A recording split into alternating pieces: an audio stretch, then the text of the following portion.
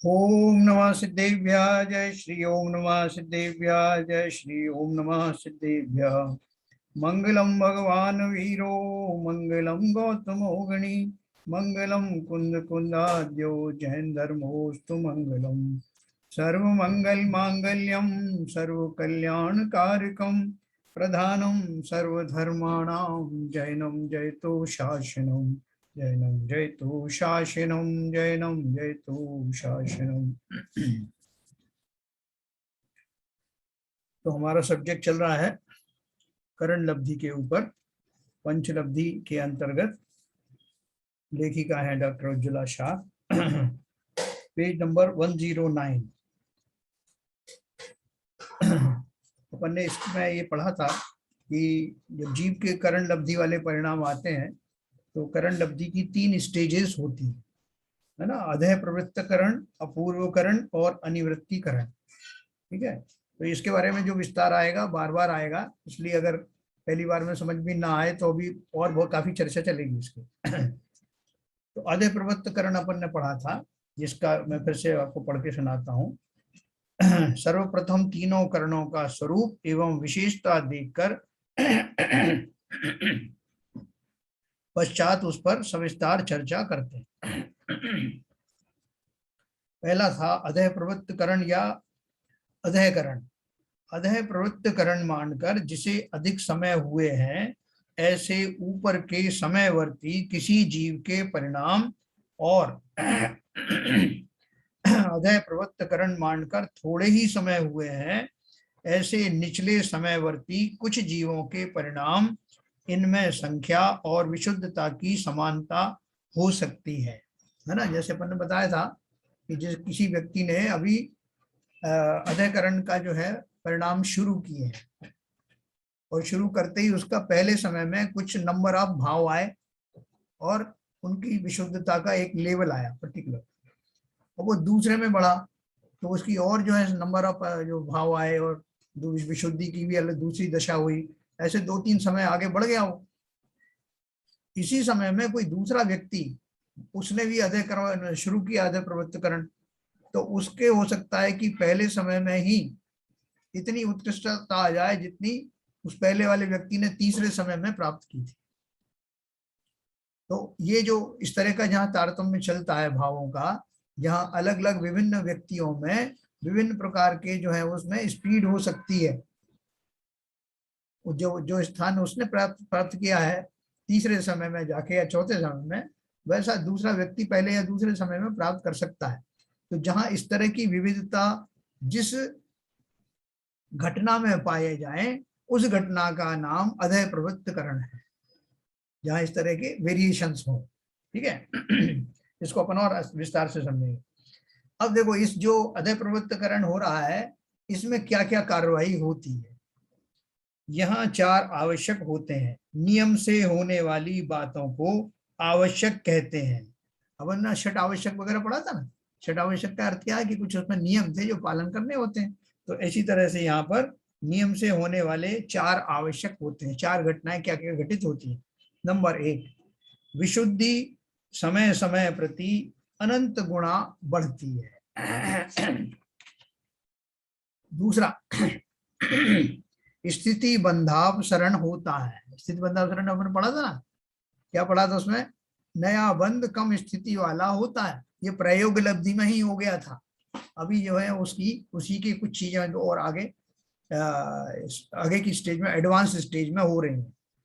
स्थिति बंधापसरण होता है। नंबर 3, प्रशस्त प्रकृतियों में प्रति समय अनंत गुणा बढ़ता हुआ चतुः स्थानगत अनुभाग बंध होता है।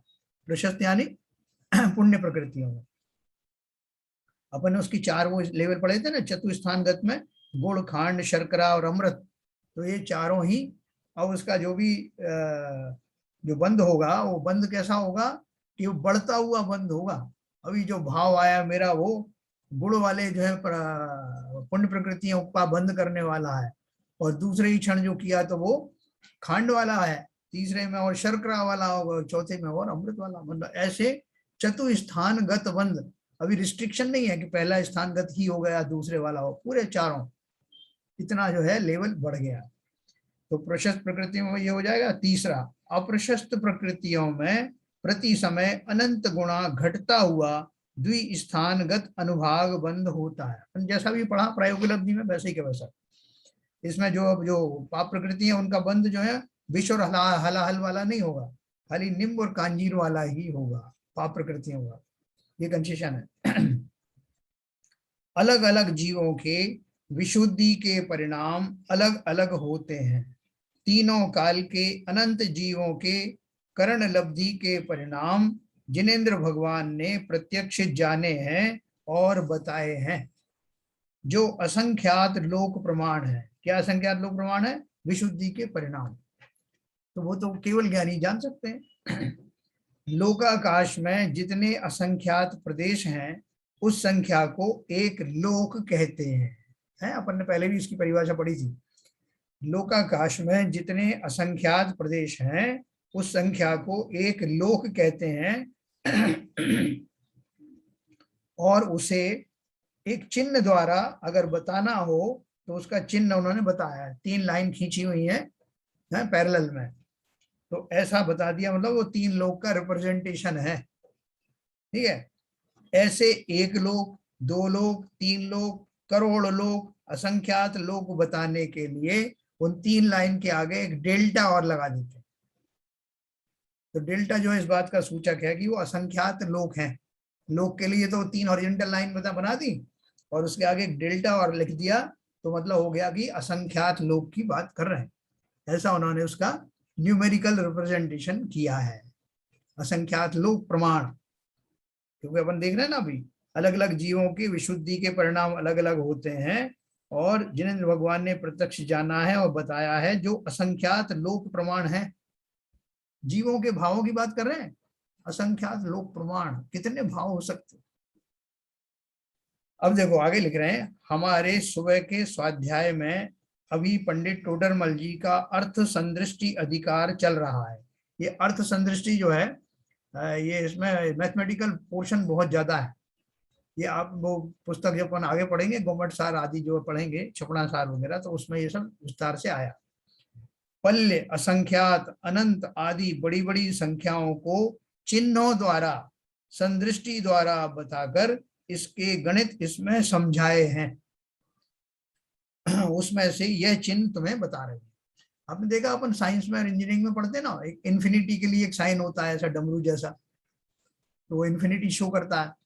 और दूसरे और भी बहुत सारे ऐसे चिन्ह होते हैं जिनसे अपन को, जैसे पाई है, पाई जो 3.14 इक्वल होता है ना, तो वो उसका एक चिन्ह होता है। ऐसे ही जिसमें अनंत भावों के लिए, अनंत चीजों को बताने के लिए, असंख्यात चीजें बताने के लिए इस तरह के सिंबॉलिक रिप्रेजेंटेशन बनाए गए हैं, जो खाली अभी खाली एक ही बताया है। और आगे जो है, जब आप और आगे एडवांस क्लास में जाएंगे पीएचडी में, तब तो ये बताए जाएंगे। तो देखो ये उन्होंने खाली एक चिन्ह आपको बताया फॉर एग्जाम्पल। अब अपूर्वकरण का स्वरूप और विशेषता देखते हैं। ये अभी मैं शॉर्ट में बता रहा हूँ आपको। ये अध्ययकरण बताया अभी, और अपूर्वकरण उसके बाद होता है। अपूर्वकरण में क्या होता है? यहाँ समय प्रति विशुद्धि के परिणाम अपूर्व अपूर्व होते हैं। नीचे के और ऊपर के समयवर्ती परिणाम कभी भी समान नहीं हो सकते, अर्थात यहाँ अनुकृष्टि रचना नहीं होती। मतलब जो किसी जीव ने अभी जो भाव किए हैं वो दूसरे समय में उसके भाव दूसरे होंगे, तीसरे समय में तीसरी प्रकार के होंगे, चौथे समय में चौथे होंगे। और इसी तरह कोई दूसरा व्यक्ति जब शुरू करेगा तो उसके लिए भी यही होगा कि उसके जो पहले समय के भाव होंगे वो दूसरे समय वाले भाव से मिलेंगे नहीं, वो डिफरेंट डिफरेंट होंगे। तो वो डिफरेंट, इस तरह से जो डिफरेंट है उसको अपूर्वकरण बोलते हैं, कि पहले से भाव दूसरे टाइप के ही होते हैं, वो मैच नहीं करते।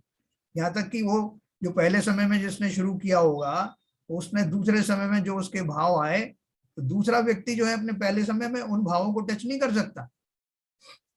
मतलब उसकी उसकी जो सीरीज सीक्वेंस अलग चलेगी, इसकी अलग चलेगी, लेकिन वो किसी से मैच नहीं करेंगे, खुद के ही उससे मैच नहीं करेंगे। कि पहले उसमें जो जो आया उसके खुद से तो मैच करते भी नहीं है, दूसरे में दूसरे किस्म का होगा। तो ये होगा, अर्थात यहाँ अनुकृष्टि रचना नहीं होती। अधः प्रवृत्त करण में होने वाले 4 आवश्यकों के साथ साथ यहाँ 4 और भी आवश्यक होते हैं। चार कौन से हुए थे अपन ने पहले पढ़ा था ना, जो स्थिति बंधापसरण वगैरह जो पढ़े थे अपन ने। अब यहाँ क्या क्या और एडिशनली हो रहा है? पहला गुण श्रेणी, दूसरा गुण संक्रमण, तीसरा स्थिति कांडक घात, वहां पे स्थिति बंधापसरण था, है ना, स्थिति बंधाप, यहाँ पे क्या स्थिति कांडक घात और अनुभाग कांडक घात।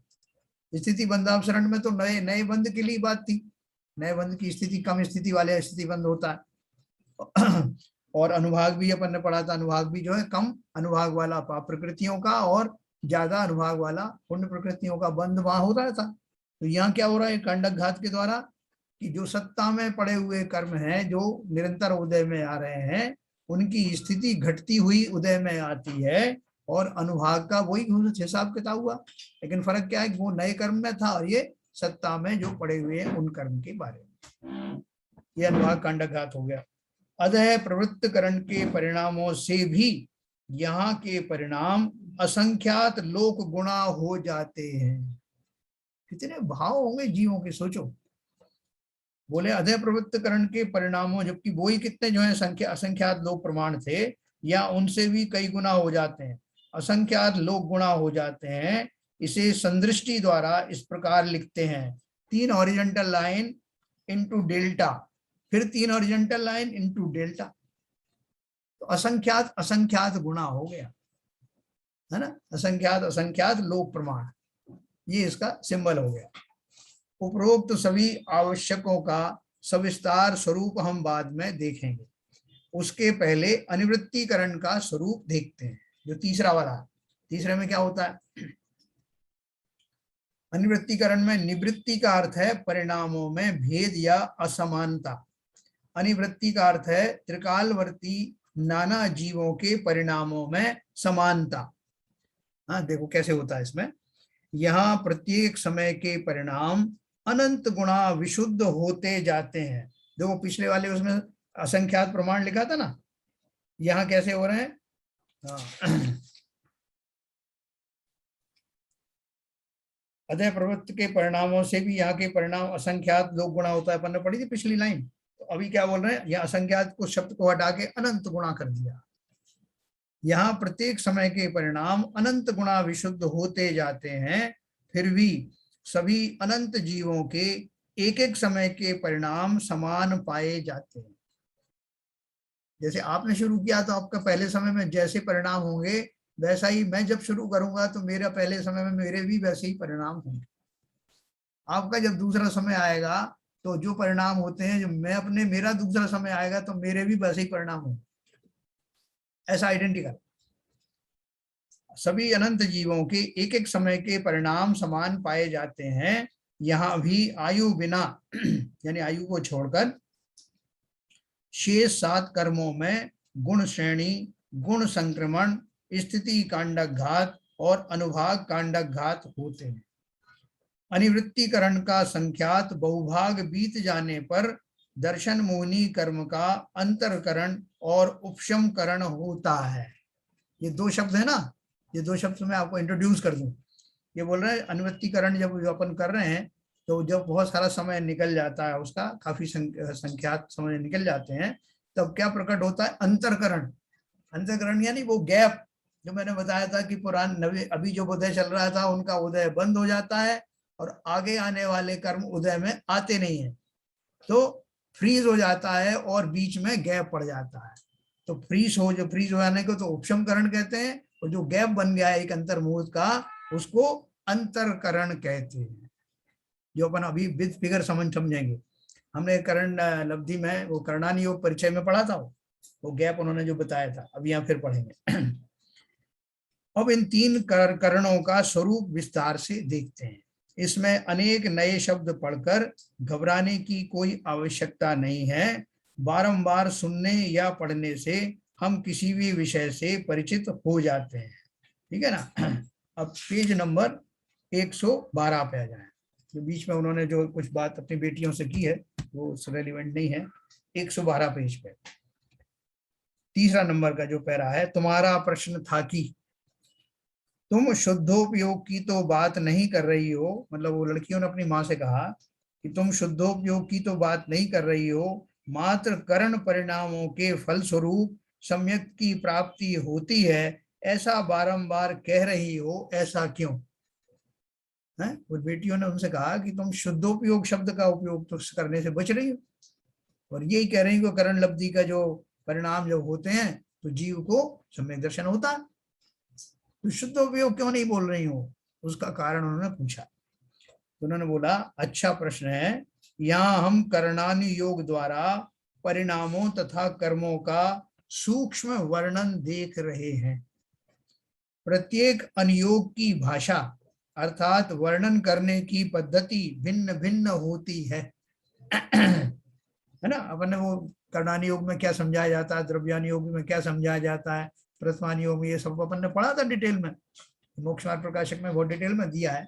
तो उसी के आधार पर ये क्या बता रहे हैं, चरणानि योग में बाह्य क्रिया की मुख्यता से समझाया जाता है। चरणानि योग का विषय है वैसा व्रत धारण करो, ऐसे जो है प्रतिमाएं धारण करो, इस तरह का संयम धारण, आचरण संबंधी जो बातें होती हैं जो बाहर से भी दिखाई देती हैं, उनको चरणानि योग के अंतर्गत लाते हैं। द्रव्यानि योग में आत्म परिणामों की मुख्यता से वर्णन किया जाता है, आत्मा के परिणाम कैसे होना चाहिए, उनके गुणों का वर्णन वगैरह होता है। और करणानि योग में सूक्ष्म वर्णन किया जाता है। द्रव्यानि योग में स्थूल निरूपण होता है। द्रव्यानि योग में उपयोग के 3 भेद बताए हैं। देखो ये बहुत अच्छा मार्मिक चीज है, इसको समझ लेना एक बार तो कंफ्यूजन नहीं होगा कि क्या बोल रहे हैं। द्रव्यानि योग में जो वर्णन होता है उतना बारीक नहीं होता, जैसे करणानि योग में एक एक समय के जीव के भावों का विश्लेषण होता है कि मेरे इस समय मन कषाय चल रही तो साथ में लोभ कषाय भी है, और उसमें मैंने ऐसा सोच लिया तो उसमें क्रोध कषाय भी छुपी हुई है, ऐसा जो है वहां तो बहुत बारीक होता है। लेकिन मोटे मोटे तौर पर द्रव्यानि योग में कैसा वर्णन आता है वो समझना। कई बार हमारा क्या है, यही हम भ्रमित हो जाते हैं कि आपने अभी तो कहा कि वो भाई साहब ये करने से, पूजन पाठ आदि करने से, ये धार्मिक क्रिया करने से, परंपरा से मोक्ष हो जाता है, और अभी आप बोल रहे हो कि मोक्ष ऐसे थोड़ी होता, शुभ भाव करते करते मोक्ष हो जाता है, ऐसा थोड़ी होता। तो आप ये कैसी कंट्राडिक्टरी बातें क्यों कर रहे हो? कंट्राडिक्टरी नहीं कर रहे हैं। जो द्रव्यानि योग का जो विषय होता है वो थोड़ा स्थूल होता है, लेकिन जब उसको बारीक बारीक बातें करते हैं करते मालूम पड़ता है कि वो किन भावों पूर्वक होता है। परंपरा से होने का अर्थ क्या है? उसका अर्थ ये है कि जब जीव इस तरह के भाव, भक्ति आदि के भाव करता है तो ये मान के चला जाता है कि धीरे धीरे करके उसकी जो बुद्धि है वो सूक्ष्म होती जा रही है, और वो जिनेंद्र का स्वरूप समझ जाने के कारण अब उस तरह के भाव करेगा, और जब करेगा तभी उसको मोक्ष होगा। ये करणानि योग में बताया जाता है, ठीक है ना? तो यहाँ उन्होंने उसी का विश्लेषण एक बार किया है, अच्छे से समझना। द्रव्यानि योग में स्थूल निरूपण होता है। द्रव्यानि योग में उपयोग के 3 भेद बताए हैं, शुभोपयोग, अशुभोपयोग और शुद्धोपयोग, है ना? छद्मस्त जीवों के बुद्धि गोचर अर्थात ज्ञान में आने योग्य परिणामों की अपेक्षा से यह कथन किया जाता है। ये शुभोपयोग अपन जो पढ़ते हैं ना, शुभोपयोग, अशुभोपयोग और शुद्धोपयोग, ये 3 जो मोटे मोटे जो भेद उन्होंने बताए हैं, तो छद्मस्त जीव मतलब हम सब जीवों को समझने में आसानी रहे, इसलिए ऐसा मोटा मोटा कथन किया जाता है। इसमें धर्मानुराग रूप परिणाम शुभोपयोग हैं, पापानुराग रूप और द्वेष रूप परिणाम अशुभोपयोग हैं, तथा राग द्वेष रहित परिणाम शुद्धोपयोग हैं, ऐसा कहा जाता है। अपन भी यही मानते हैं। अब करणानि योग में कषाय शक्ति की अपेक्षा से गुण स्थानों में संक्लेश या विशुद्ध परिणामों की अपेक्षा से कथन किया जाता है। तो करणानि योग में क्या करते हैं कि भाई साहब ऐसा है कि आपके जो शुद्ध परिणाम है वो किस अपेक्षा से हैं, शुद्ध से शुद्धतर है तो किस अपेक्षा से हैं, शुद्ध से संक्लेशित है तो किस अपेक्षा से हैं, ऐसी बारीकियां बताई जाती हैं। तो यहाँ क्या कह रहे हैं, करणानि योग में कषाय शक्ति की अपेक्षा से, वो हमारे एल के जन साहब पूछते रहते हैं ना कषायों का क्या हुआ, कषायों की बात खास तौर से सुनना। ये बोल रहे हैं कषाय शक्ति की अपेक्षा से गुण स्थानों में संक्लेश या विशुद्ध परिणामों की अपेक्षा से कथन किया जाता है। ये गुण स्थान बने इसी आधार पर है कि मेरे कषायों की कितनी मंदता हुई है और कितने वीतरागता के परिणाम बड़े हैं, उसकी अपेक्षा से ये गुण स्थानों का निर्माण हुआ। कर्णानि योग में रागादि रहित, देखो ध्यान से सुनना, कर्णानि योग में रागादि रहित शुद्धोपयोग यथाख्यात चारित्र होने पर होता है, और वह मोह का नाश होने पर स्वयमेव होता है। अपन वैसे कहते हैं भाई साहब उनके भाव बहुत अच्छे शुद्ध चल रहे हैं, तो अपन तो यही स्थूल कथन कह देते हैं, लेकिन वो कह रहे हैं कि शुद्ध भाव कब आएंगे, उसका क्वालिफाई करो। तो क्वालिफाई कैसे किया? कर्णानि योग में रागादि रहित शुद्धोपयोग वो कब होता है? यथाख्यात चारित्र होने पर होता है, और वह मोह का नाश होने पर स्वयमेव होता है। वो कब होता है मोह का नाश? 10वें गुण स्थान। चारित्र मोहिनी का लोक कषाय पड़ा रहता है ना, वो सूक्ष्म सांपराय, सूक्ष्म लोक कषाय 10वें गुण स्थान तक रहता है। तो फलतः जब वो मोह कषाय पूरा मोह कर्म पूरा निकल जाता है, उसके बाद के गुण स्थानों में वीतरागता वास्तव में प्रकट होती है। इसलिए उपशम श्रेणी का 11वां गुण स्थान और छपक श्रेणी का 12वां गुण स्थान, वहां जाकर के यथाख्यात चारित्र प्रकट होता है। यथाख्यात मतलब जैसा शास्त्रों में कहा जाता है, जिसे चारित्र की वास्तविक संज्ञा दी जाती है, वैसा चारित्र मोहनी कर्म के पराभव में, उसकी अनुपस्थिति में ही वैसा चारित्र प्रकट होता है, और वही वास्तव में शुद्धोपयोग है। तो बोले आपने तो शुद्धोपयोग का वर्णन पहले से करना शुरू कर दिया, और अब आप बोल रहे हो साहब 11वें 12वें गुण स्थान तक ठहरो। तो वही तो कह रहे हैं कि पहले वो स्थूल कथन कहा जाता है, लेकिन वास्तव में कर्णानि योग की जब सूक्ष्मता पढ़ोगे आप, तो बहुत आपको आनंद आएगा। और हम और आप एक बात बताऊं, जब ये कर्णानि योग में निष्णात हो जाएंगे, तो हम स्वयं अपने भावों की व्याख्या करने लगेंगे कि मेरे भाव कैसे चल रहे, बारीकी से। अभी इसी समय बता रहा हूं, अभी हमें सम्यक दर्शन भी नहीं हुआ, लेकिन हम अपनी एनालिसिस कर सकते हैं।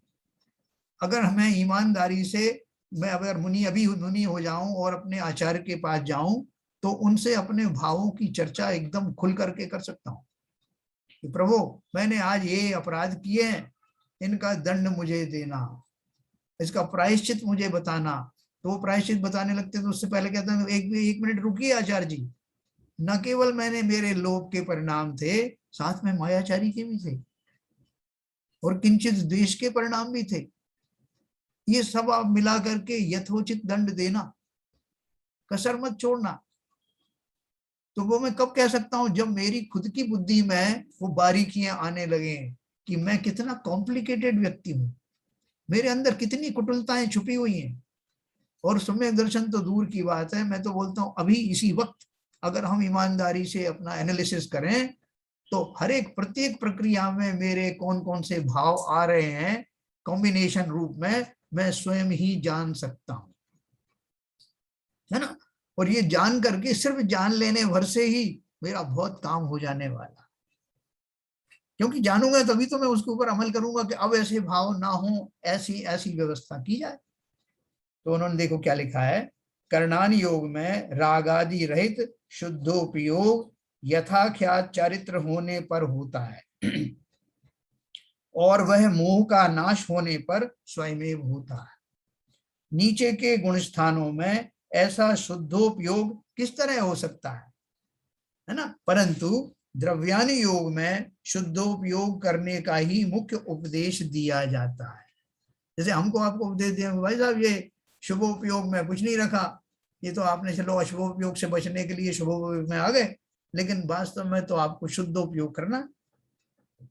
आप बोल सकते हो भाई साहब अभी क्यों आप मुझे उपदेश दे रहे हो, मैं तो अभी मुनि तो बनना दूर, मैं तो अभी श्रावक भी बना नहीं हूं।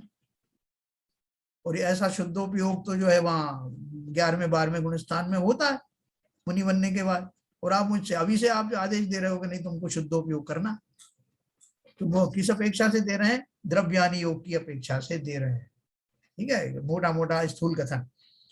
इसलिए छद्मस्त जीव जिस काल में बुद्धि गोचर भक्ति आदि तथा हिंसा आदि कार्य रूप परिणामों को छोड़कर आत्मानुभवनादि कार्य में परिवर्तन करता है, उस काल में उसे शुद्धोपयोगी कहते हैं, है ना। इस अपेक्षा से मोटा मोटा उन्होंने क्या बताया कि जिस समय जीव इस न्यूट्रल गियर में आ जाता है, जहां हिंसा आदि परिणाम भी ना हो और जो भक्ति आदि के जो परिणाम में ही मैं लिमिटेड हो गया था उससे ऊपर उठ जाऊं, इस अवस्था में ही कहने लगते हैं कि इसको शुद्धोपयोग हो गया।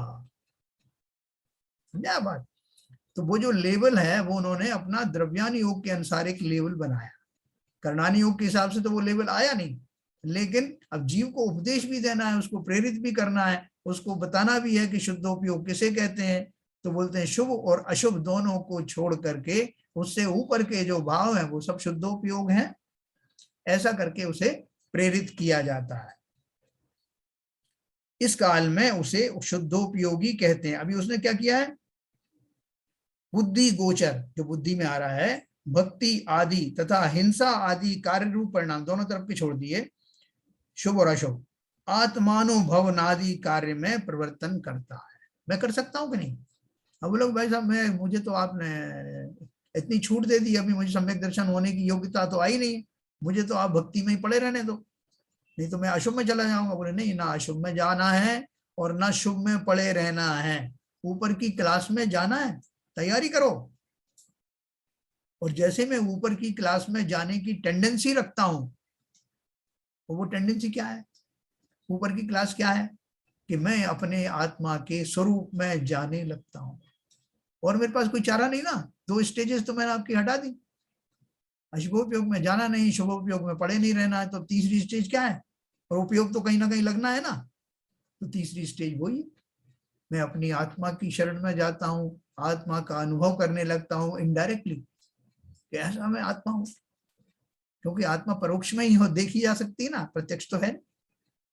तो जिस समय जीव उन दो भावों को छोड़कर तीसरे भाव में प्रविष्ट होता है, उस समय उसको कहा जाता है कि ये शुद्धोपयोग में आ गया, और उसी का उपदेश दिया जाता है कि भाई साहब आप बढ़ो अपने जो है, क्योंकि अब मैं सम्यक दृष्टि बनने जा रहा हूं ना, तो सम्यक दृष्टि के काल में, सम्यक दृष्टि बनने के लिए इस करण लब्धि के काल में जो जीव के भाव हो रहे हैं वो इसी कैटेगरी के हो रहे हैं, जिन्हें मैं शुद्धोपयोग वाले भाव ही कह सकता हूं द्रव्यान योग की अपेक्षा से।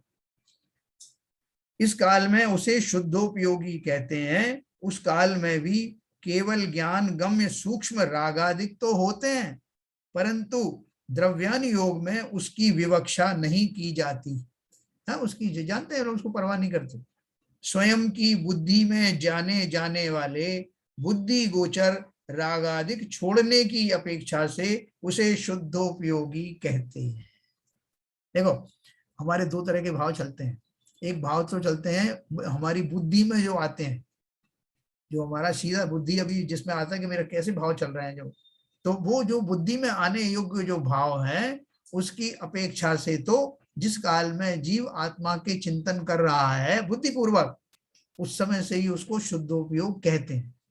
लेकिन बहुत सारे अबुद्धिपूर्वक भी मेरे अंदर चल रहे होंगे भाव, जो मैं नहीं जानता, उनको केवल ज्ञानी जानते हैं।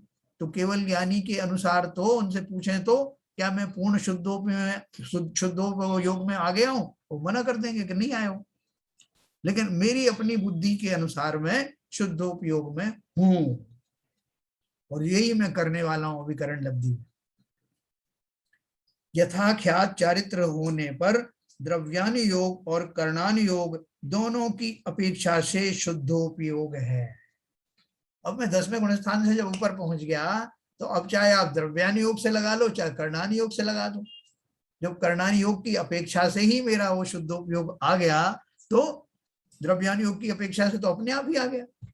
जहां स्थूल कथन हो रहा था, बारीकी वाले ने ही कह दिया, डिक्लेयर कर दिया कि भाई साहब आप बिल्कुल अभी शुद्धोपयोग में हैं, आपके जो राग आदि के परिणाम है वो समाप्त हो गए हैं। तो द्रव्यान योग भी अनाउंस कर देगा कि भाई जब इन्होंने बड़े रेफरी ने नहीं रोका आपको, तो हम क्यों रोकेंगे। बिल्कुल ऐसी भाव। तो कर्णान योग दोनों की अपेक्षा से शुद्धोपयोग है, परंतु नीचे के गुण स्थानों में चौथे पांचवें आदि द्रव्यानी योग की अपेक्षा से कभी कभी शुद्धोपयोग होता है, परंतु कर्णान योग की अपेक्षा से सदा ही कषाय अंश का सद्भाव होने से शुद्धोपयोग नहीं होता। बाबूजी पूछ रहे थे ना, वो डांट भी रहे थे मुझे कि आप वो चतुर्थ गुण स्थान में शुद्धोप की बात क्यों नहीं करते हो, मैंने कितनी बार आपसे कहा। तो वो उसमें ये करेक्शन है थोड़ा, कि क्या है कि शुद्धोपयोग उसको कहा तो जा सकता है, लेकिन वो उतना शुद्ध नहीं होता, क्योंकि अभी रागादि परिणाम चारित्र चारित्र मोहिनी कर्म तो पड़ा हुआ है ना अभी। तो इसलिए उन्होंने लिखा कि इस चौथे पांचवें गुण स्थान में है, द्रव्यान योग की अपेक्षा से तो कभी कभी शुद्धोपयोग होता है, परंतु कर्णान योग की अपेक्षा से सदा ही कषाय अंश का सद्भाव होने से शुद्धोपयोग नहीं होता। इसलिए द्रव्यान योग की कथन पद्धति कर्णान योग से मिलाने पर कभी तो मिलती है और कभी नहीं मिलती। ये तो बहुत बारीक चीजें हैं, इसमें परेशान होने की जरूरत नहीं है। हमारा शुद्धोपयोग नहीं है ऐसा भी मत कहो। अगर आपको लगता है कि आपने मुझे कहीं का नहीं रखा, ना आपने अशुभोपयोग में जाने दिया ना शुभोपयोग में जाने दिया, और शुद्धोपयोग भी कह नहीं रहे हो, तो उनको समझाने के लिए कह रहे हैं भाई कह तो रहे, शुद्धोपयोग तो है, वो उतना वैसा वाला नहीं है जो 11वें 12वें गुण स्थान में आता है ना, इसलिए। तो हो सकता है कि मैं अपनी बात समझा पाया हूँ कि नहीं मुझे नहीं पता। अपन अनम्यूट करेंगे तो आपको फिर से आप कहने का मौका मिलेगा। मैं अब 2 मिनट और बात करता हूँ, फिर अपन अनम्यूट करेंगे। पंडित टोडरमल जी आगे लिखते हैं, कर्णानि योग में कषाय शक्ति की अपेक्षा से कथन होता है। कषायों की प्रवृत्ति अलग बात है और अंतरंग कषाय शक्ति अलग बात है।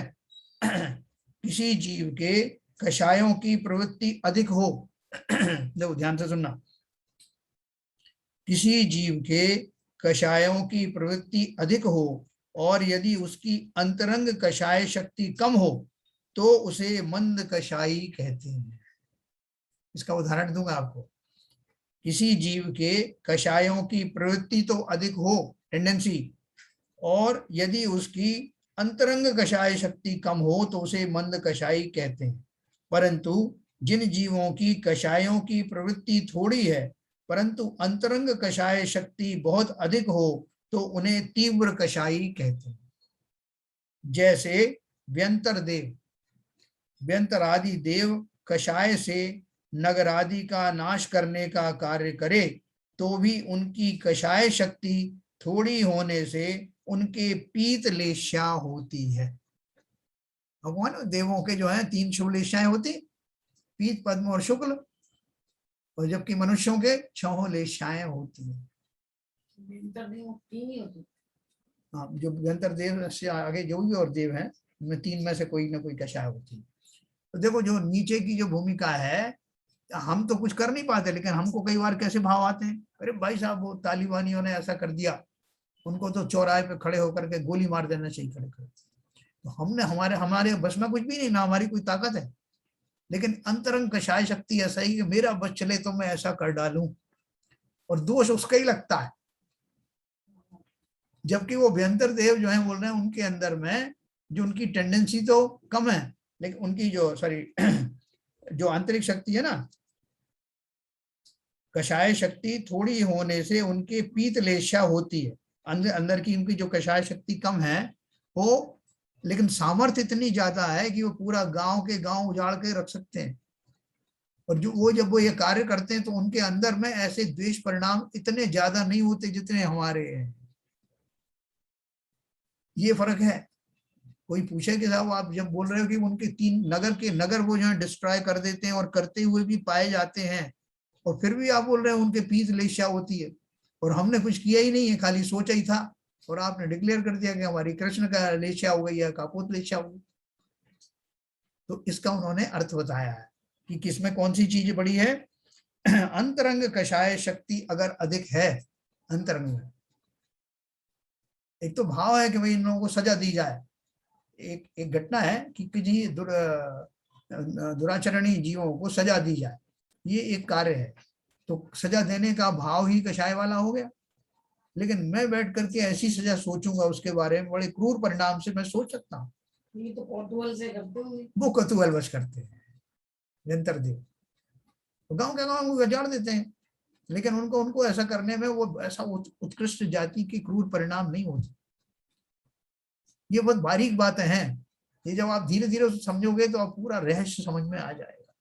कि भाई साहब मुझे ही क्यों ऐसे कर्म बनते हैं, और उसने इतना कर दिया और उसको कुछ नहीं हुआ। अपने मनुष्य जाति में ही आप देखो कि बहुत सारे लोग हमारे सामने कहते भाई साहब इसको तो भगवान को अच्छा पर्चा देना चाहिए। एक व्यक्ति तो सामान्य रूप से कह रहा है कि जो भी ऐसा कर रहा है उसको फल मिलना चाहिए, और एक व्यक्ति ने अंदर ही अंदर ऐसे परिणाम कर लिए कि मेरा बस चले तो इसको जो है चीर के रख दूं, ऐसे शब्द भी यूज करता है। तो जिसने इस तरह के भाव अंदर में बिठाए हैं, दोनों जीवों में फर्क है। एक तो वो जोर से भी कह रहा है कि इनको पर्चा मिलना चाहिए, और एक बोल रहा है इसने बोला भी नहीं कुछ लेकिन अंदर में ही सोच लिया कि इसका तो ऐसा होना चाहिए। इन दोनों परिणामों के फलस्वरूप अलग अलग बंध होता है। हाँ, ये जो टॉपिक अपन पढ़ रहे हैं किस लिए पढ़ रहे हैं, क्योंकि अब मैं जो करण लब्धि वाले परिणामों का चिंतन कर रहा हूं, करने जा रहा हूं, उसमें मेरे विशुद्ध परिणाम भी होंगे, शुद्धोपयोग रूप परिणाम भी होंगे, संक्लेशित परिणाम कम हो जाएंगे। तो इन सब से परिचय करने के लिए भावों का मैं परिचय कर रहा हूं। परंतु अंतरंग कषाय शक्ति बहुत अधिक हो तो उन्हें तीव्र कषाई कहते हैं। जैसे व्यंतरादि देव कषाय से नगरों का नाश करने का कार्य करे, तो भी उनकी कषाय शक्ति थोड़ी होने से उनके पीतलेशा होती है। इससे विपरीत एकेंद्रिय आदि जीव कोई भी कषाय कार्य करते हुए नहीं दिखाई देते, फिर भी कषाय शक्ति बहुत ज्यादा होने से उनके कृष्ण आदि 3 लेशाएं होती हैं। बहुत सारे लोगों को ये भ्रम होता है कि भाई साहब ये हम पंचेंद्री शनि पंचेंद्री जीव हैं, हम सोच विचार कर सकते हैं अच्छे से, इसलिए हमारी जो है कषाय जो है ज्यादा गहरी हो सकती है। लेकिन वो जो एकेंद्रीय आदि जीव हैं जो कुछ कर ही नहीं सकते, हलन चलन भी नहीं कर सकते, वही पड़े रहते हैं, तो उनकी कषाय तो अच्छी होंगी ना ऊपर वाली। बोलते ऐसा नहीं, एक इंद्रियादि जीवों की कृष्णादि 6 लेशाएं होती हैं, और नीचे की खास तौर से लेशाएं होती हैं कृष्ण, नील और कापोत। ये कषाय शक्ति का ये महत्व समझना, ये इसको समझ के हम क्या करने वाले हैं, जब कभी भी खोटे भाव आए तो समझ लेना कि मैं कितने खोटेपन में चला जा रहा हूं और इन भावों का क्या फल होगा। मैंने कुछ किया ही नहीं, खाली चिंतन ही किया है और मैं रसातल में पहुंच जाता हूं। मैं आपको अनम्यूट करूंगा, आप बताइए।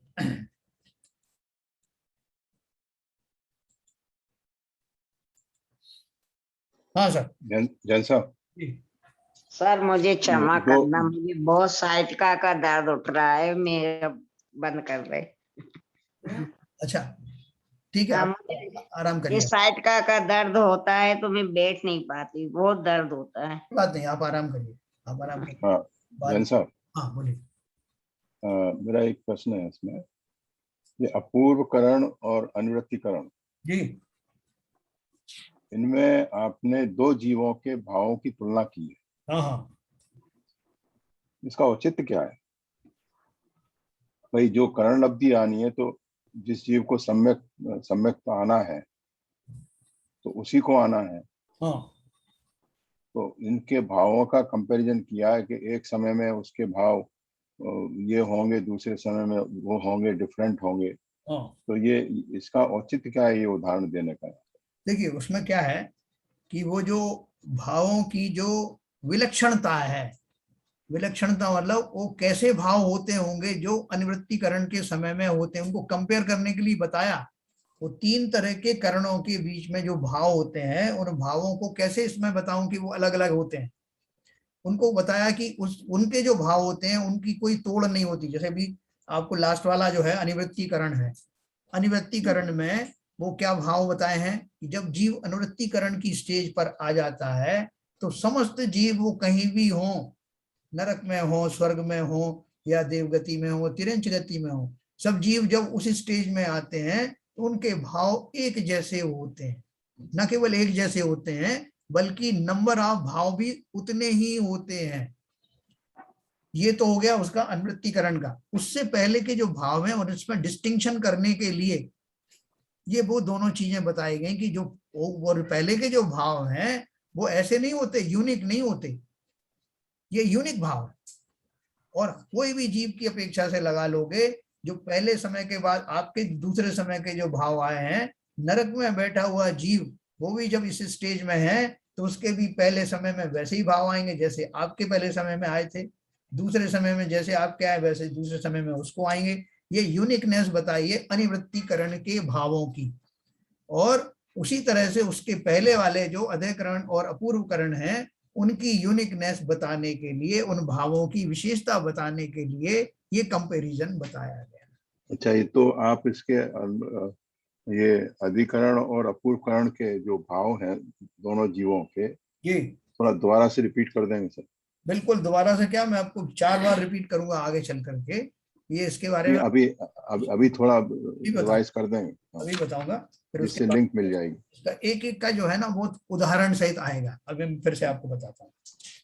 देखिए अधः प्रवृत्त करण में लिखा है उन्होंने, अधः प्रवृत्त करण मांडकर, पेज नंबर 109, जिसे अधिक समय हुआ है ऐसे ऊपर के समयवर्ती किसी जीव के परिणाम, और अधः प्रवृत्त करण मानकर थोड़ा ही समय हुआ है ऐसे निचले समयवर्ती कुछ जीवों के परिणाम, इनमें संख्या और विशुद्धता की समानता हो सकती है। जैसे मैंने आपको बताया कि आपने अभी जो है अधः प्रवृत्त करण शुरू किया और आप जो है तीसरे समय में चले गए निरंतर बढ़ते हुए विशुद्धता के साथ में, और मैंने अभी शुरू किया।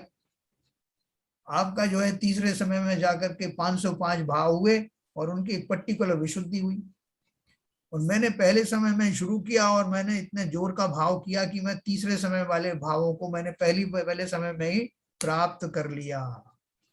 तो इस तरह के भाव जब होते हैं, जिस ड्यूरेशन में इस तरह के भाव होते हैं, उस ड्यूरेशन का नाम अधः प्रवृत्त करण है।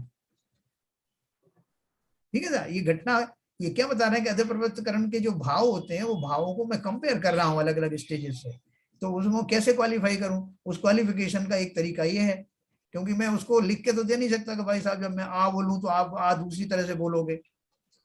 तो भावों को कंपेयर करने के लिए 3 स्टेजेस में उन्होंने ये सिमिली दी। तो ये तो हुआ अधः प्रवृत्तकरण। अब दूसरा है अपूर्वकरण। सर जैसे इसी में एक शंका है सर, इसमें जैसे ये लिखते हैं विशुद्धता की समानता हो सकती है, मतलब ये विशुद्धों की समानता भी हो सकती है, असमानता भी हो सकती है। हो सकना लिखा, होगी होगी ऐसा जरूर नहीं लिखा है इसमें। हाँ हाँ हाँ समानता हो सकती है, मतलब कि समान भी हो सकते हैं, असमान भी हो सकते हैं। बिल्कुल हो सकते हैं, आपने सही पकड़ा, सही पकड़ा। असमान भी हो सकते हैं, समान भी हो, समान होने की संभावना भी है ना। वो तो सर एक्चुअली जो भी जीव है, मान लीजिए इस डायरेक्शन पुरुषार्थ कर रहा है, अलग अलग पुरुषार्थ कर रहा है, तो अलग अलग विशुद्धि का उसका अचीवमेंट होगा। हो सकता है लेवल कोई आगे होंगे। निकल जाए, कोई पीछे रह जाए। नहीं, वो जो इसको भाव लगे है, देखो जो भाव इस ड्यूरेशन में आ रहे हैं उनमें ये पॉसिबिलिटी है, लेकिन अपूर्वकरण के समय में जो भाव होंगे उनमें असमानता नहीं होगी। अब सॉरी, उसमें अनिवृत्तिकरण के समय में, अनिवर्तीकरण अनिवृत्तिकरण में असमानता नहीं होगी। असमानता नहीं होगी। आप चाहोगे तब भी पहले समय में जो आपके भाव आए हैं और दूसरे समय में जो आए सब जीवों के वैसे ही रहने वाले हैं। तो ये डिस्टिंक्शन करने के लिए कहा है कि अभी विशुद्धि का लेवल इस प्रकार का है कि सब जीवों के समान नहीं है, फ्लक्चुएट हो रहे हैं भाव, फ्लक्चुएट हो रहे हैं। एक नरक में बैठा हुआ उसको कोई और भाव आ रहा है, एक स्वर्ग में तो बैठा। भाई साहब अधः करण में तो एक नहीं साथ सर, मैं बैठे इसको हुए सर एक मैं समय में इसको शुरू कर दी।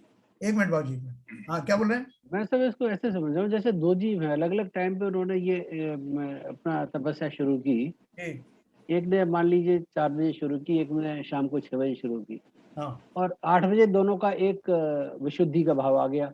हाँ तो मतलब उसको लग गए 4 बजे से लेके 8 बजे तक कितने घंटे? हाँ 6 घंटे।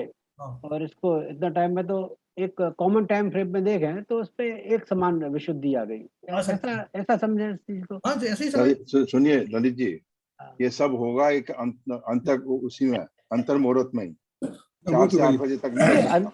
नहीं अंतर मुहूर्त तो ठीक है, समझने के नहीं लिए नहीं साहब, नहीं, एक्चुअली जो अंतर मुहूर्त तो क्या 4 से जैन साहब उसके उसको चाहे जब घटा बढ़ा देते हैं सर, एक्चुअली सुनिए इसको। सुनो, let us not get confuse. हाँ व्हाट आई अंडरस्टैंड, जो भी भाव बनेंगे, एक 4 बजे शुरू कर रहा है, 8 बजे शुरू कर रहा है, उसको हमको क्वालिफाई अंतर मुहूर्त में ही करना पड़ेगा। हाँ उसके अंतर मुहूर्त में पहले समय में या दूसरे समय में तीसरे समय में उनके भावों का एक जीव का क्या लेवल था, और उसने भले ही 8 बजे शुरू किया दूसरे जीव ने, उसके अंतर मुहूर्त में पहले समय में उसके भाव ज्यादा हो गए और पहले जीव के भावों की संख्या कम रही। संख्या और तो विशुद्ध। ये जो स्थिति बन रही है, ये स्थिति अधःकरण में बन रही है। सर एक और चीज है सर, इसमें मान लीजिए जैसा मैं समझा, एक मिनट मुझे दो जीव क्लैरिफाई ने करा सर, देने नहीं के आपके हिसाब पॉइंट से। भी बोल रहा हूँ, आपके हाँ। पॉइंट भी मैं बोल रहा हाँ, हूँ। दो जीव हाँ। ने अलग अलग टाइम पर ये तपस्या शुरू की, दोनों का अंतर मुहूर्त तो अलग अलग हो गया ना सर। जी हाँ, तो इसको जो बाद में शुरू किया उसका 48 अंतर मुहूर्त अलग अलग हो गया, 48 पर मिनट अंतर मुहूर्त का जो स्टार्ट है, पहले जीव का स्टार्ट का पहला समय है, हाँ, दूसरे जीव का स्टार्ट का पहला समय है। बराबर। वो पहले जीव के पहले समय के जो भाव हैं उनका लेवल है, दूसरे समय में लेवल है, वो सब क्वांटिटी है एक्स वाई। और जो दूसरा जीव है उसका जब अंतर मुहूर्त शुरू हुआ, उसका पहले समय का जो लेवल है दूसरे समय का लेवल है, तो ये हो सकता है दूसरे जीव का पहले समय का लेवल, पहले का बाई का जो लेवल दूसरे समय में आया था उसका पहले समय में ही आ जाए। हाँ, वही है। ये कहने का मतलब है इसका मतलब इसका अधःकरण का। सिग्निफिकेंस क्या है इसका? एक्चुअली भाव तो है अलग अलग हो मतलब सकते, जीव अलग अलग है। भावों के जो बता रहे हैं, भावों की डिफरेंट लेवल। देखिए 3 स्टेज है, इसलिए बनाई है, अधःकरण, अपूर्वकरण और निवृत्तिकरण। वो जाके धीरे धीरे जो फ्लक्चुएशन हो रहा है भाव में, पहले स्टेज में, दूसरे स्टेज में और तीसरे स्टेज में जाके कन्वर्ज होके समान भाव हो जाते हैं। इस एक्सप्लेनेशन का मतलब जो मैं समझ रहा हूँ, मेरे को इतना समझ में आ रहा है। तो पहली बात जैन साहब मैं कहना चाहूंगा, अधःकरण का तो समझ में आ गया। हाँ, अब ये स्थिति अपूर्वकरण में क्या रहेगी? अपूर्वकरण का बता रहा हूँ। हाँ, अब बाबूजी ऐसा बोलो। मैं ये कह रहा, अधःकरण के अंदर एक समय में स्टार्ट करने वाले जीवों के भाव समान भी हो सकते हैं, असमान भी हो सकते हैं। जी हाँ। और अपूर्वकरण में डिफरेंट समय में स्टार्ट करने वालों के परिणाम अपूर्व हो सकते हैं। और निवृत्तिकरण में दोनों ग्रुप के एक समान भाव होते हैं। ऐसा है क्या? हाँ, ये तो अपन ने यही तो पढ़ा ना। ठीक है। नहीं, थोड़ा अपूर्वकरण सा में इस बोले बारे में कभी- अपूर्वकरण में इस ये बारे कह में रहे मैं हैं बोल कभी भी समान नहीं हो सकते। अधिकरण में बोले समान हो सकते हैं, असमान भी हो सकते हैं। हाँ, अपूर्वकरण में कभी भी समान नहीं हो सकते। हाँ, वही नीचे के और आप भी सही बोल रहे हैं। समवर्ती परिणाम कभी भी समान नहीं हो सकते। कि जैसे उसने जो है तीसरे समय में जो भाव लाया वो पहले समय वाला दूसरा ले आएगा, ऐसा नहीं है। थोड़ा सा जरा इस बारे में मैं बोल मैं सकती हूँ क्या? सर मेरा क्वेश्चन क्लियर कर दीजिए, फिर एक एक करके ले लीजिए। हाँ, जो जितने वर्षन्स आ रहे हैं वो मुझे कंफ्यूजन हो रहा है, हाँ, तो मुझे कृपा करके क्लियर करके फिर दूसरे को ले लीजिए। हाँ, बोलिए बोलिए। तो यहाँ ये स्थिति अपूर्वकरण में कैसे बनेगी? अपूर्वकरण को बता रहा हूँ ना। यहाँ जी। समय प्रति विशुद्धि के परिणाम अपूर्व होते हैं। नीचे के और ऊपर के समयवर्ती परिणाम कभी भी समान नहीं हो सकते। जैसे एक व्यक्ति ने शुरू किया, पहले समय में उसका जो परिणाम आए, दूसरे समय में कुछ परिणाम आए, तीसरे में कुछ आए। अधे प्रवृत्तकरण में अपन ने क्या पढ़ा था कि वो पहले समय वाला दूसरा जो तीसरे समय में पहुंच गया है उस जैसे भाव ला सकता है, जी। लेकिन यहाँ वो पॉसिबल नहीं है। यहाँ वो अच्छा। कह रहे हैं कि दो दूसरे समय के जो परिणाम हैं वो पहले समय के परिणाम से डिफरेंट ही होंगे। तीसरे के तो उस पहले वाला समय वाला वो तीसरे वाले समय के परिणामों से मैच नहीं कर सकता। अच्छा, ये डिस्टिंक्शन है दोनों। हाँ, वेरी गुड, मैं क्लियर हो गया सर। अब आप बाकी का ले लीजिए। हाँ, बोलिए नीरजा जी। एक मेरा ये जैसे समझना है, जैसे दो जीवनों का अंतर मुहूर्त एक साथ ही शुरू हुआ, लेकिन उनका जो अचीवमेंट था अलग अलग लब्धि का, वो टाइम अलग हो सकता है। दोनों को एक ही अंतर मुहूर्त में सम्यक दृष्टि भी हो जाएगी, लेकिन जो लब्धियां हैं ये कोई को कम टाइम लगेगा, कोई को ज्यादा टाइम लगेगा, किसी में बहुत कम टाइम लगेगा और अचीव कर लेगा, ऐसा भी हो सकता है। ये सब भावों के ऊपर डिपेंड कर रहा है, कोई का भाव कितनी जल्दी उत्कर्ष हो रहे हैं। हाँ, सही है मेरा सोचना क्या? नहीं, आप ये सोच रहे हैं वो जो अंतर्मुहूर्त कहा गया है वो अंतर्मुहूर्त सबका अलग अलग हो सकता है। नहीं, मेरा ये मतलब है जैसे दो जीवों का अंतर मुहूर्त एक साथ ही शुरू हुआ है, लेकिन ये जो 5 लब्धियां हैं इसके लिए दोनों जीव अलग अलग समय ले सकते हैं। किसी को कोई लब्धि जल्दी प्राप्त हो जाएगी, किसी को कुछ लब्धि देर से प्राप्त होगी, लेकिन जो लास्ट का परिणाम होगा वो दोनों का एक अंतर मुहूर्त में सेम ही उन्हें सम्यक दृष्टि हो जाएगी। ऐसा भी हो सकता है। हाँ, ये अपन अब इसकी चर्चा करेंगे अच्छे से। अच्छा, और एक मेरी एक शंका और है, हाँ। दो शब्द होते हैं, प्रवृत्ति और निवृत्ति। प्रवृत्ति मतलब हमारा कुछ क्रिया करना, और निवृत्ति मतलब कर्मों को छोड़ना, उसे कहते हैं निवृत्ति, जो मोक्ष मार्ग में कार्यकारी होती है। और ये जो अनिवृत्ति है, मतलब निवृत्ति और अनिवृत्ति में मैं थोड़ी कंफ्यूज हो रही हूँ। अच्छा, देखिए ऐसा है, ये अनिवृत्तीकरण एक उसका नाम है, एक घटना का नाम है। यहाँ पर जो अपन बात कर रहे हैं, अनिवृत्तीकरण एक स्टेज है।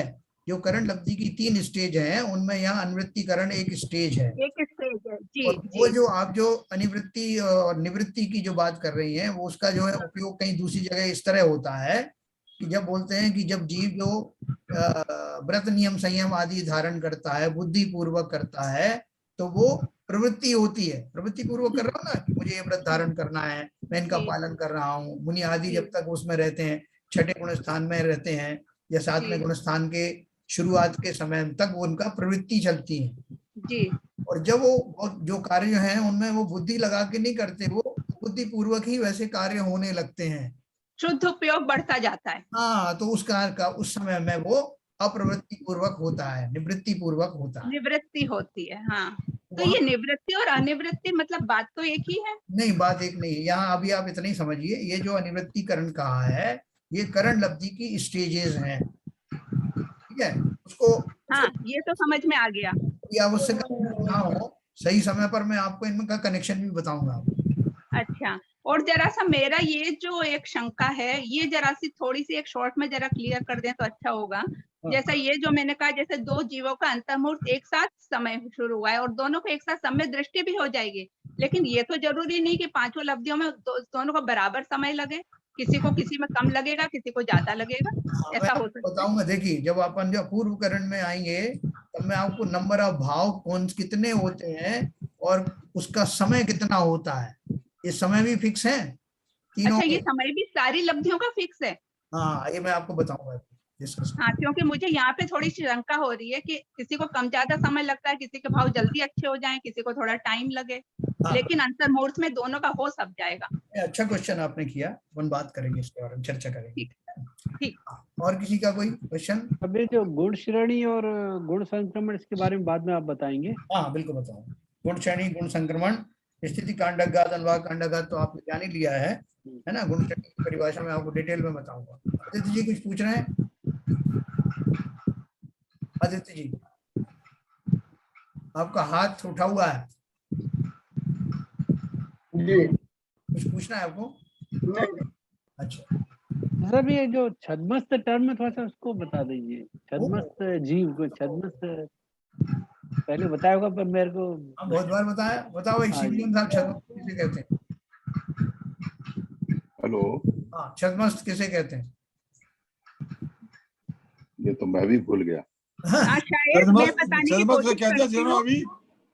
अभी अब आप बताइए, कौन बता रहा, बताइए हाँ, कौन बता रहा, मतलब बताओ। मैं कोशिश कर रही हूँ, मुझे हाँ, मालूम बताइए नहीं बताइए पूरा। बताइए बोलिए, बताइए बोलिए। हाँ, आप बताइए। छद्मस्त बताइए। मतलब जब भी अभी वो संयम और असंयम दोनों है उसमें, संयम होने का कोशिश कर रहा है लेकिन असंयम भी हो जाता है, तो उसे छद्मस्त कहते हैं, मतलब डिवाइडेड।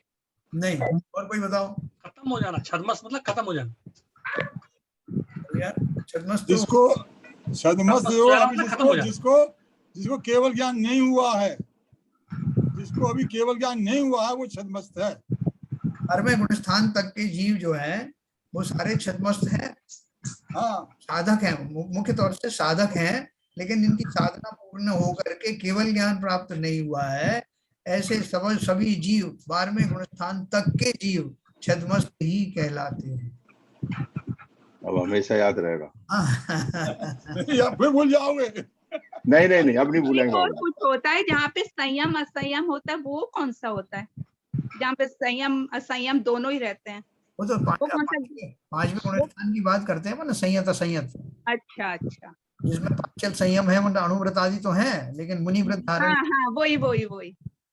अच्छा, 5वां गुण स्थान है और ये 10वें स्थान तक छद्मस्त, 12वें गुण स्थान। 12वें स्थान तक। हाँ, ठीक। देखो, 12वें गुण स्थान के अंत में जाकर के वो जीव ज्ञानी हो जाता है, केवल ज्ञान हो जाता है, और वो केवल ज्ञान प्रकट होने वाली अवस्था को लेकर ही 13वां गुण स्थान प्रकट होता है। हाँ मतलब कुछ हाँ, ठीक है, ठीक।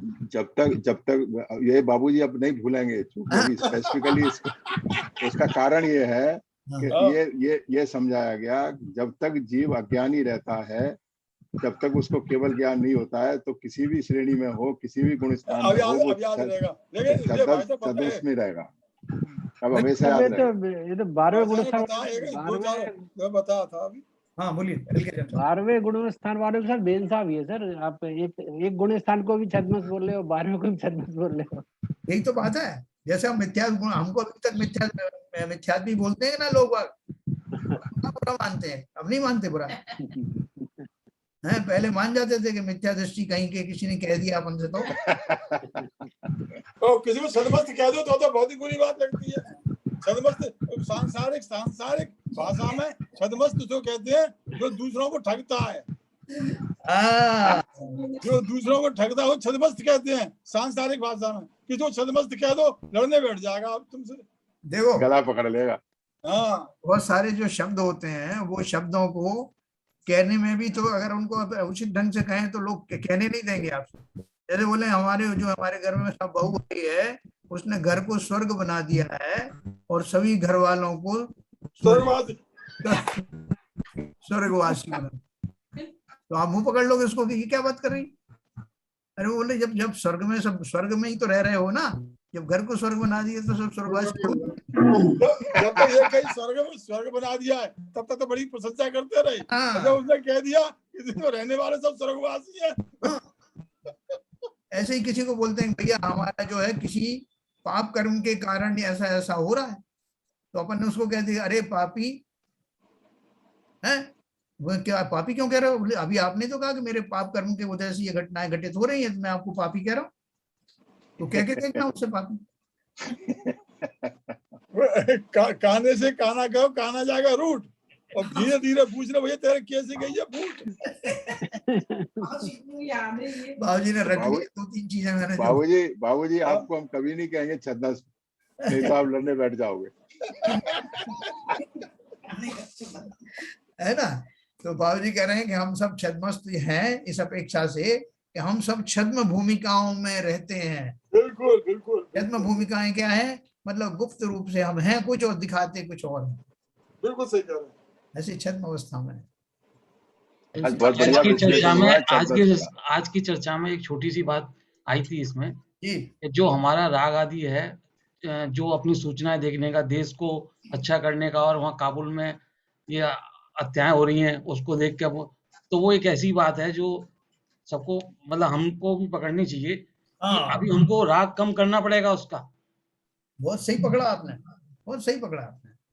हम अनजाने में ही बिना काम के हम कर कुछ नहीं रहे, लेकिन ऐसे भाव बैठे बैठे टीवी के सामने पिक्चर देख करके, किसी और के साथ घटना की वृतांत सुन करके अपने खोटे का भाव बना लेते हैं। उनसे ऐसे कर्म बना लेते हैं जिनको हमें पता ही नहीं चलता कि कब बन गए। इसलिए बहुत सावधान रहना, बहुत केयरफुल रहना पड़ेगा, बहुत केयरफुल रहना पड़ेगा। हाँ, किसी से बोलते समय भी ऐसे जो शब्द अपन बोल देते हैं ना, क्या फर्क पड़ता है भाई साहब, अच्छा सुनाया मैंने उसको। अरे तुमने जो सुनाया उसकी गूंज तुम तक ही पहुंचने वाली है। साहब आज एक बड़ी चीज ये मिली, देखिए शुद्धोपयोग के बारे में कितनी वो है, लेकिन आप देखिए कर्णानुयोग और द्रव्यानुयोग की अपेक्षा से शुद्धोपयोग कहाँ होता है, कहाँ माना जाता है, कहाँ नहीं माना जाता है, आज को क्लैरिफाई कर दिया बहुत अच्छी तरीके से, बहुत अच्छी तरीके से। जिसके लिए लड़ाइयाँ होती हैं, नहीं सब शुद्धोपयोग है, शुद्धोपयोग नहीं है, चौथे गुण स्थान है, और वो डंडे उठ जाते हैं एक दूसरे के लिए। लेकिन एक बात आज ये जो कह के द्रव्यानुयोग के हिसाब से और कर्णानुयोग के हिसाब से तो शुद्धोपयोग 12वें गुण स्थान में है, और द्रव्यानुयोग के हिसाब से चौथे गुण स्थान में किंचित मात्र है। बराबर। बाबूजी इतनी द्रव्यानुयोग कर्णानुयोग का अध्ययन और विवेचना जो लोग इसकी बातें करते हैं वो करते ही नहीं अध्ययन। असली कारण ये है। कई सुनी बात में कह देते हैं। नहीं, वो उनको उसके ज्ञान नहीं है पूरा। यहाँ इतना अच्छा कंपैरिजन हुआ कि द्रव्यानुयोग की दृष्टि क्या है और कर्णानुयोग की दृष्टि क्या है, और उन दोनों से शुद्धोपयोग की क्या स्थिति बनती है, वाह, समझे। ये जो बहुत बढ़िया, विवेचन बहुत हुआ है, आज की ये जो उपलब्धि है। शुद्धोपयोग के ऊपर आपने जो आज बताई बात, जी बाकी बहुत ही क्लियर, नहीं, बहुत अच्छा, वेरी गुड। देखिए जो जिस सीरीज में अपने शुरू किया करना योग, उसके बाद पंचलब्धि पढ़ रहे हैं, उसका सबसे एडवांटेज यही है कि हम एक लॉजिकल वे में, एक साइंटिफिक वे में आगे बढ़ रहे हैं, वैज्ञानिक तरीके से। धीरे धीरे आपकी और रुचियां सुधरती systematic knowledge is the definition of the science. बस बिल्कुल तो सही। वो सिस्टमेटिक तरीके से जो हम ग्रंथ पढ़ रहे हैं ये, और जो हमें देखने को और पढ़ने को सुनने को वास्तव में नहीं मिलते हैं, ये सबसे बड़ी उपलब्धि है। और ये उपलब्धि हमको कुछ न कुछ उपलब्धि रोजाना प्राप्त होती है। जी कोई दिन ऐसा नहीं जाता कि कोई ना कोई उपलब्धि चाहे छोटी हो चाहे बड़ी हो, कुछ विजिबल होती है, कुछ इनविजिबल रहती है। चलिए, मुझे लगता है कि थोड़ा थोड़ा तो सबको समझ में आया होगा, और जिनको अभी और क्लैरिटी की जरूरत है, अपन अभी पढ़ेंगे पूरा, अपने पास पूरा समय है, इस बात को 50 बार पढ़ेंगे तो बहुत अच्छे से समझ में आने वाला है, चिंता नहीं आज करना अच्छा है, कोई। 24 लोग हैं सर आज आपकी सभा में। ये बड़ा शुभ दिन है आज अपने लिए। हाँ, तो बिल्कुल ये मत सोचना कि कोई चीज ऊपर से जा रही है, ऊपर से कुछ नहीं जा रही है, जो कुछ जा रही है हमारे सबकॉन्शियस अंदर जा रही है। ठीक है, तो कल अपन फिर चर्चा करेंगे, फिर इकट्ठे होंगे, आज की बात समाप्त करेंगे जिनवाणी स्तुति के।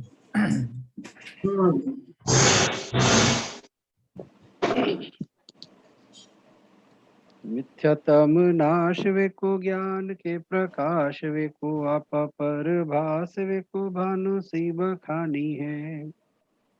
छहो द्रव्य जान वे को बंध विधि भान वे को स्वपर पिछान वे को परम प्रमाणी है। अनुभव बताए वे को जीव के जताए वे को काहू न सताए वे को भव्य और आनी है। जहाँ तहाँ तार वे को पार के उतार वे को सुख विस्तार वे को यही जिनवाणी है। हे जिनवाणी भारती तो है जपू दिन रैन, जो तेरी शरणा गए सो पावे सुख चैन। जिनवाणी के ज्ञान से सूझे लूका लोक, सो वाणी मस्तक नमो सदा देते हैं धूप, सदा देते हैं धूप। जिनवाणी माता की जय। जय हो।